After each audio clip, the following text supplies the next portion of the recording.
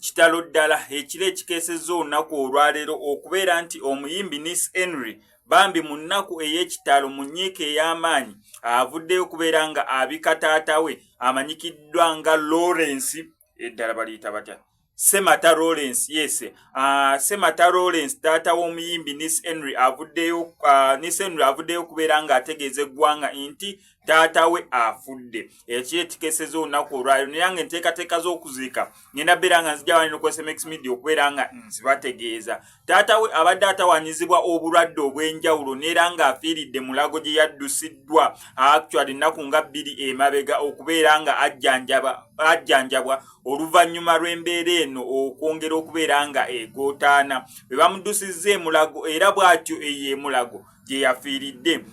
Enteekateeka z'okuziika taata w'omuyimbi Nice Henry ngenda beera nga nzikutuusaako naye nga mawulire maganaku mawulire mabi nnyo nnyini ddala ku makya g'olunaku olwaleero agatutuuseeko. Gwe wena wenna awulidde oli wa ddembe okusharinga n'otegeezaako omulala nti ne mu music industry tufiiriddwa taata w'omuyimbi omu.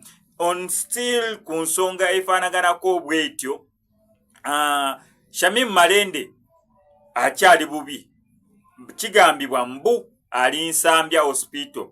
Yatwalibwayo, n'aggyibwayo, n'addizibwayo, embeera yeeyongeredde ddala okubeera embi. Shamim Malende y'omu ku balooya b'ekibiina kya National Unity Platform neera nga y'omu ku balina kkaadi ya National Unity Platform neera nga ye woman MP wa Kampala w'embeera seerabidde omanyi politics mugenda kitono naye nga nsuubira ye woman MP w'e Kampala.